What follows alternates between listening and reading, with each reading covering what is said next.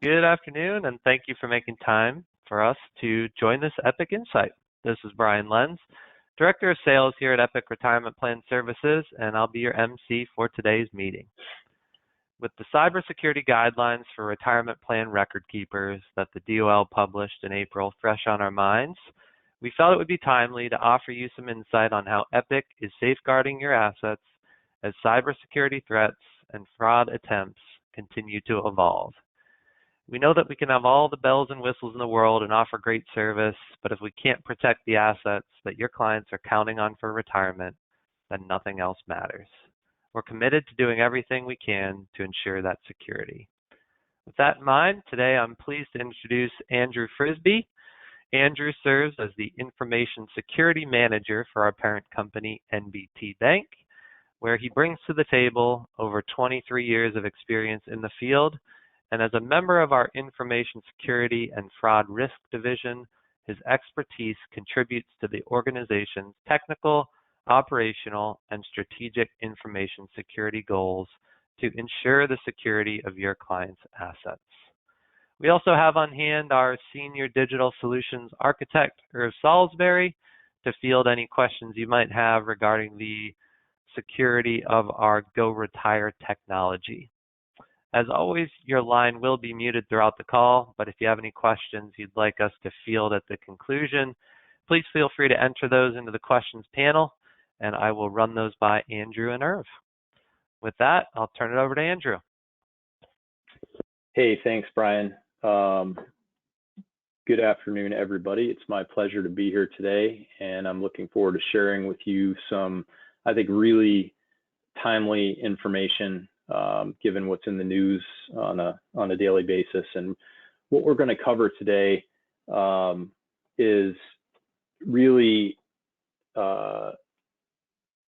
three things. We're going to talk about cybersecurity from the enterprise perspective. And what I mean by that is how NBT Bancorp approaches cybersecurity and how all of that effort trickles down to Epic RPS and the Go Retire platform, ultimately to protect the financial assets that we're responsible for.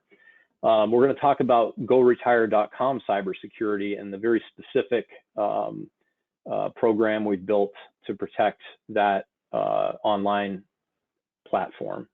And then we're going to talk about a topic that I think is not discussed enough, but it really is critical to the end goal, which is to protect your assets and your clients' assets. And that is the shared security model. And we're going to discuss really where your responsibility falls and where our responsibility falls, and how together we achieve the objective of good cybersecurity. So I want to start by talking about where cybersecurity begins. And cybersecurity must begin at the top, at the leadership level, in order to be successful. Cybersecurity programs that are really originate from the bottom up, meaning from the practitioners and the technicians and those out there on the front lines, aren't successful in the long term. Really, cybersecurity, the risk appetite, the business strategy, everything has to begin from the top. And this is where we begin. So the executive and senior leaders at Epic RPS and NBT Bancorp really truly do regard cybersecurity and fraud risk as critical functions. And that really sets the stage for everything else.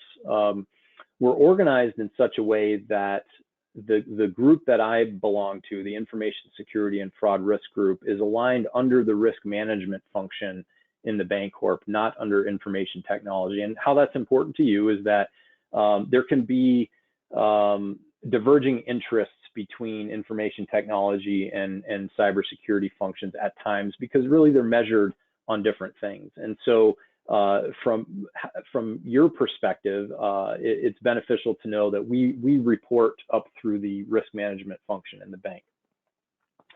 And then finally, the audit team here in the Bancorp, which also performs services for Epic RPS as well as NBT Bank, is an independent entity within the organization with direct access to the chief executive officer. And all of this really is meant to adhere to our primary regulatory entity, the Office of the Comptroller of the Currency, or the OCC. These are the guidelines that they put forth, and this is what we adhere to. And this structure and our commitment to cybersecurity at the end of the day sets the stage for the protection of our clients' assets.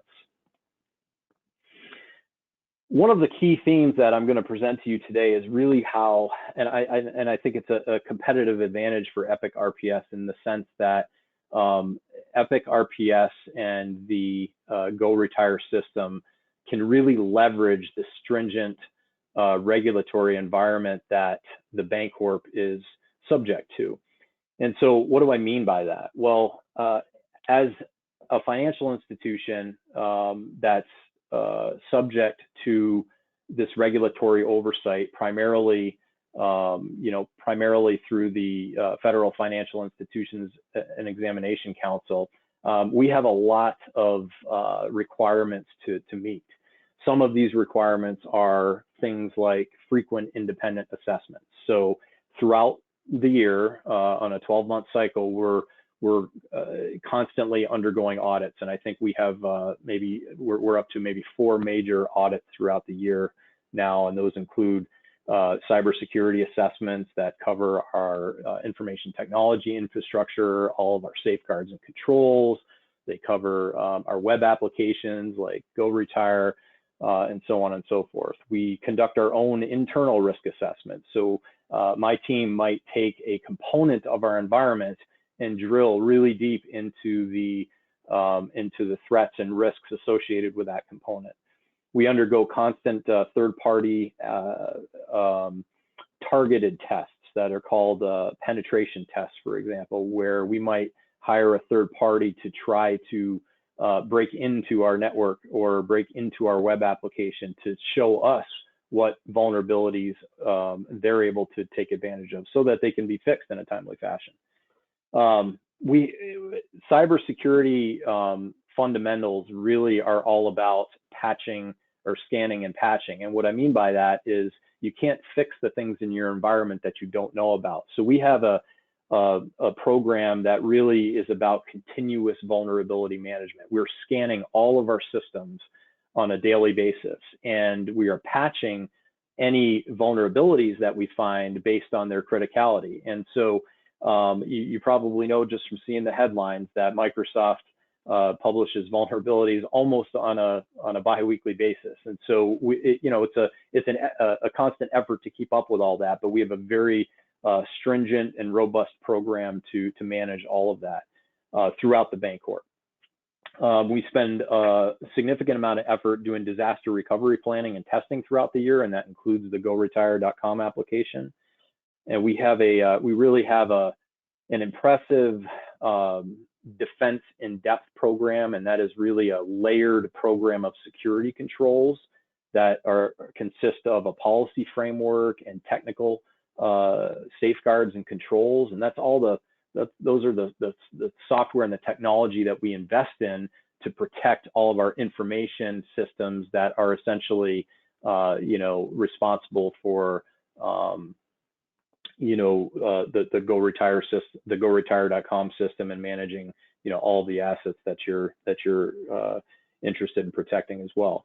And so that defense in depth program is really what is the kind of the standard practice these days. And the concept behind that is if one safeguard gets bypassed, another one will catch the threat. And then, I've kind of been talking about this theme, but the information security program here that you're interested in at Epic RPS is managed at the NBT Bancorp level. So what that means to you is that we look at risk across the enterprise. So if there's risk that we want to mitigate at Epic RPS or NBT Bank or NBT Insurance, we look at that holistically and we incorporate it into our program. We don't look at things as individual entities necessarily. And so one risk in one area is addressed across the enterprise.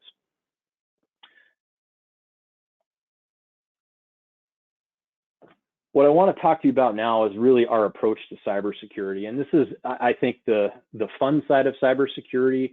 And I like talking about this because most folks who aren't familiar with what we do really don't have necessarily insight into this. But it's a really important concept to understand. What you're looking at here is really the commonly known stages of a cyber attack. And we don't need to get into the minutia of all this. But as you can imagine, most cyber attacks have to start with gaining initial access to something, whether it's a web application like GoRetire or our network or something like that. And then they follow a predictable chain of events.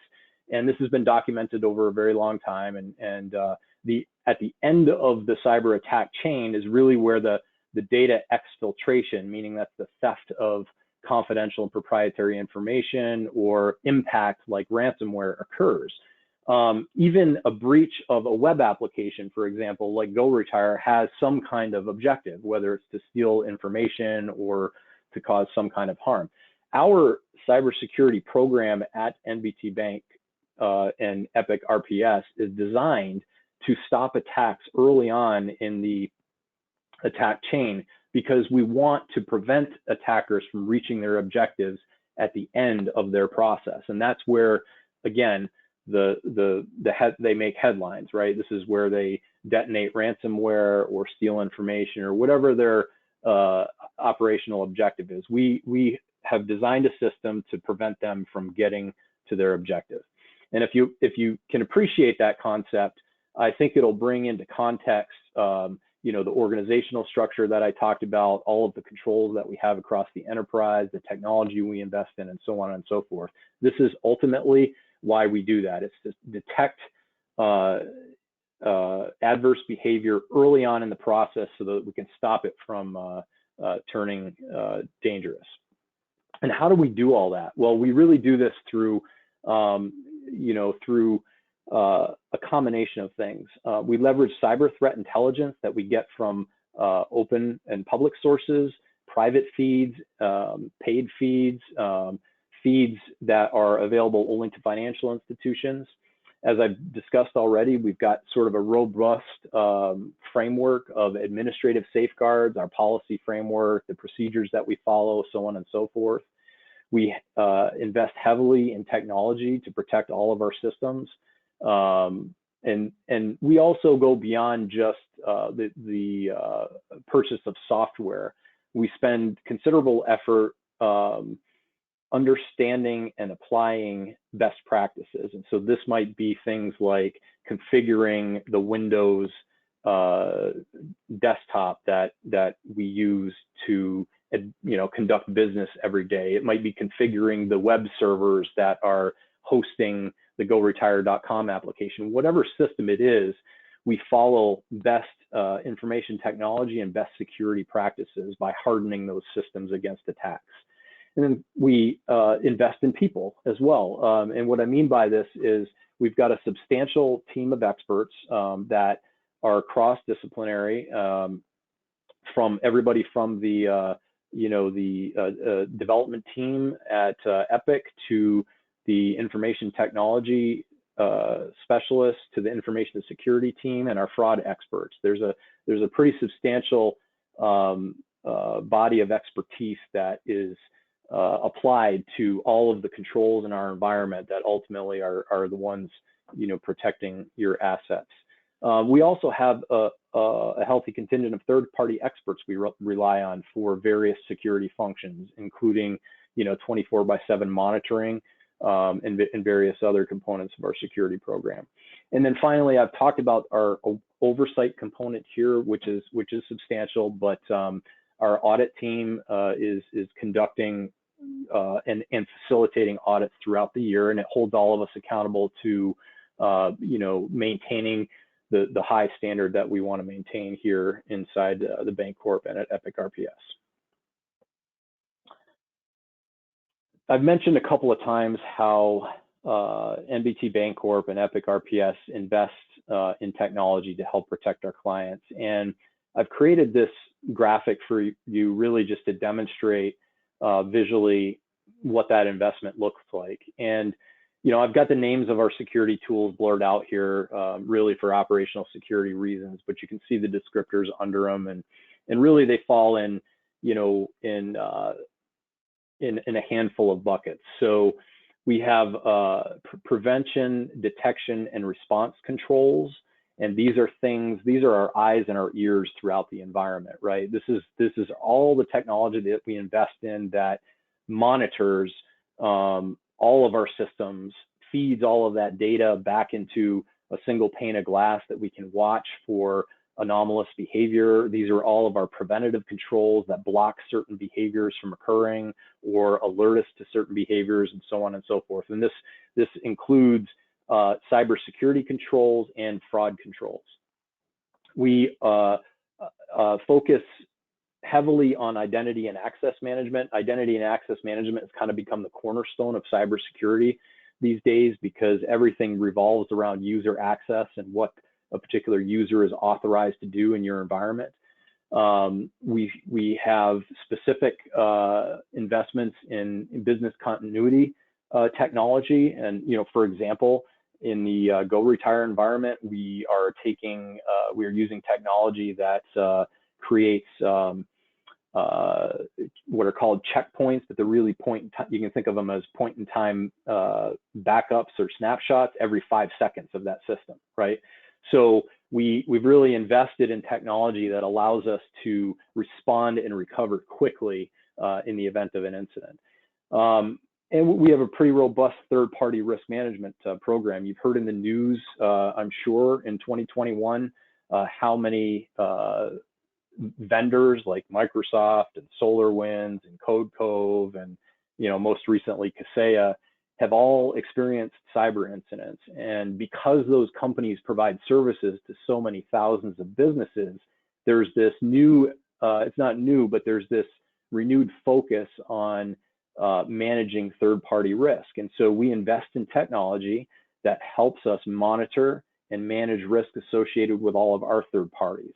And that's an area that we continue to drill down on to really create some visibility on our own supply chain and on our own third-party risk. I spoke previously about vulnerability management, and I want to mention it again because it's such a critical function in cybersecurity and really in the protection of your assets. And that is that the concept that all software and all systems have vulnerabilities. It's our job to detect them quickly and fix those vulnerabilities according to the risk that they present to the organization. And so, as I said previously, we're constantly scanning and patching and ensuring that our systems are hardened against all kinds of attacks. With respect to threat intelligence, I don't need to get too much in the weeds on that, but that's really the information that gives us context to all the information that we're pulling from our environment. It gives meaning to it, so we know that, hey, when we see this anomalous behavior, this is what it means because it's been seen somewhere else. The frameworks that we use this is getting a little bit in the weeds, but just so you know, the frameworks are what establish the standards for us to adhere to. So in regards to, the web application, goretire.com, there's a framework. There's the financial cybersecurity frameworks that we spoke about with the FFIEC and now the Department of Labor with respect to 401k record keepers. There's cloud security frameworks, and then there's adversary behavior frameworks. We look at all of these, and depending on what we're trying to build protections around, we might leverage one or more of those. The Department of Labor guidelines for cybersecurity, as you're well aware, were published in April, and I'm pleased to really report to you that we're in excellent shape with regards to these guidelines. They're, truthfully, they're really expected, right? So if your business has a well-established cybersecurity program, you're going to be in compliance with the Department of Labor guidelines, and NBT Bancorp and Epic RPS are. And so there's 12 key guidelines that they recommended back in April. We don't need to go through every one of them, and we've touched on a lot of them already, but a couple of key things. So when you're creating a cybersecurity program, it's really important sort of to begin with that policy framework and the documentation side of it. And that's a regulatory requirement for us, but it's also consistent with the Department of Labor guidelines. And so we don't just shoot from the hip. Everything is scripted out. All of our standards are documented, and it holds us accountable, to that as we're, addressing risk throughout the organization. I've talked several times about, the risk assessments that we conduct and the third-party audits. In terms of defining and assigning information security roles and responsibilities, we have a cyber operations team here that handles the day-to-day alert management and triage. My job really is to oversee the risk management aspect of things at Epic RPS and the Bank Corp, and to help my boss, who is essentially the CISO, or the Director of Information Security, with the strategy and the direction of our information security program. But we have all these roles clearly defined in the organization. We have very strong access control procedures that begin actually with our human resources department and carry all the way through to information technology, who's granting access, and down to the business units, who help us define what each person needs access to in our environment and nothing more. We strictly adhere to the least privileges principle, meaning nobody in the organization should be granted any more access than they need to conduct their job. Want to skip forward to the yellow box on the in the middle right, and just talk to you about the secure system development lifecycle program, and in the context of software development, the software development lifecycle. These concepts really are about developing a consistent process for managing systems and software life cycles, so that things are done consistently and securely. And we're going to talk a little bit more about that when we get to the Go Retire slide in a minute. We've mentioned business resiliency and business continuity.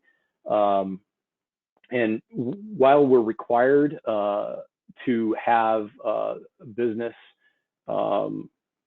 continuity, to conduct business continuity tests, it's also good practice, right? And so again, when we talk about implementing, best practices, this is something that we put a lot of effort into. So we have multiple data centers here in our organization, so things are co-located and can fail over from one data center to another. And we throughout the year conduct these tests to ensure that everything works as intended. And then I just want to touch on the last point there, appropriately responding to past cybersecurity incidents. So we actually take a very proactive stance on cybersecurity incidents. What I mean by that is whether or not NBT Bancorp and Epic RPS are directly impacted by that incident, we often will engage our incident response program.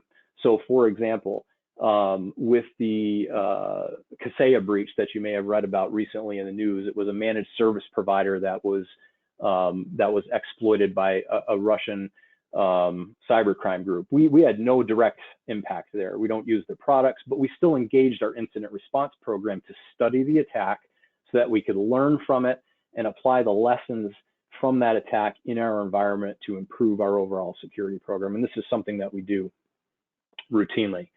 And we're compliant with the Department of Labor guidelines, and we are always looking to improve. I can tell you that the cybersecurity team at NBT Bancorp never rests, and we're always looking to get better.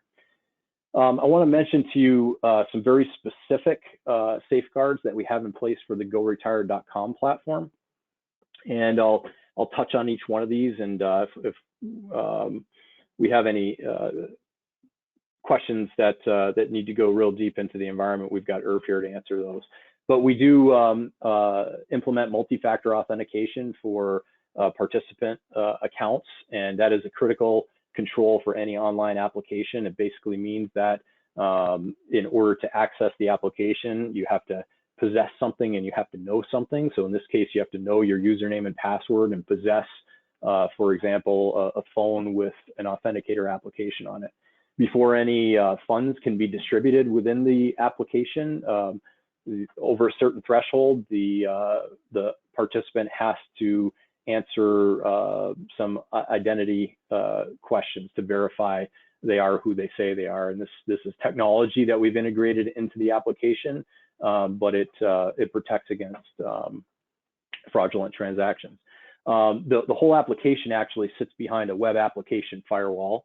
And so this web application firewall is invisible to anybody using the GoRetire.com platform, but it's out there doing its job protecting against destructive attacks like denial of service and other things. We log everything in our environment at NBT, including the GoRetire application, and we review those logs and respond to anomalous events there on a regular basis. We have controls in place to protect the databases behind the GoRetire.com application. We utilize things like network design and architecture to isolate the GoRetire components from other areas of our network. We have things like intrusion detection systems in place that alert us to anomalous inbound communications. We spend a significant amount of time actually building and improving our secure software development lifecycle program. And this is the world that Irv lives in, but really it's an essential element of any cybersecurity program related to software development. And this is where not only are we doing code review on multiple levels, meaning human and machine facilitated code review, but we're also training our team. And we've always emphasized training for our development team, and are in fact now really onboarding a brand new program that is an immersive, hands-on training program for all our developers and all of the latest threats and exploits out there. So you can be confident in knowing that our team is constantly training and constantly learning and staying up to speed on the latest security best practices with respect to programming the GoRetire application, but also defending against the common attacks.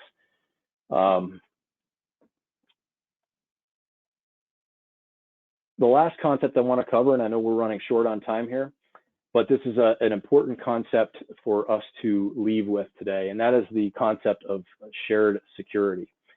So remember, the attacker's objective is always to get your financial assets. This is for financially motivated attacks, and that's what we're most interested in here.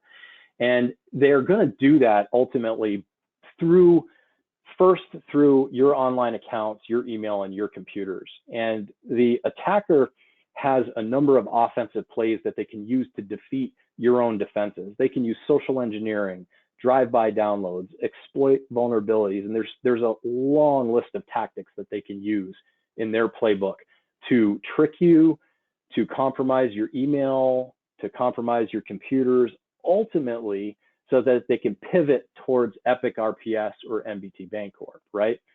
And their objective is going to be to gain access to your financial assets directly via some kind of compromised account, or indirectly by trying to social engineer one of you or one of us. And this is where the concept of shared security comes in. The first line of defense in cybersecurity is always your safeguards, and it's our client safeguards and the participant safeguards, and everybody in the 401k ecosystem, right, has a responsibility to follow best practices. Our safeguards are really the second line of defense, and I've walked you through today on a very high level of what we do and all the effort and investment we put into protecting your assets, but you're missing half the equation if you don't implement safeguards within your control. And I really wanted to leave you with that point, because we're here for you, and our job is to protect the financial assets, under our control. but we need your help in that regard as well. It is a joint effort, and it's a team effort to to ensure that we have the best defenses possible. With that in mind, I just want to say thank you for your 31 minutes today, and Brian, I'll turn it back over to you. Thank you, Andrew. Certainly appreciate the expertise that you bring to the table. If anyone does have anything they want to run by me, Andrew, or Irv today, feel free to enter that in the questions panel. We'll give you a minute or two for that. And of course, as always, while you're doing that, if you do want to dig into this more deeply, you can reach out to your relationship manager, sales consultant, client service specialist, or whoever your go-to at Epic is. Feel free to reach out, and we can talk security shop with you, or even stir Andrew into the conversation if you have specific concerns. Well, it doesn't look like anything is coming in for us, so I'll re-extend that invitation. Please do reach out if there's anything else we can cover. And as always, thank you very much for joining us today. We will share a recording of the presentation as well as the slides so that you can revisit anything you need to at your convenience. And we wish you safety and health as you support your families, colleagues, and clients. And please do reach out if we can help with anything else. Thanks, and have a great afternoon all.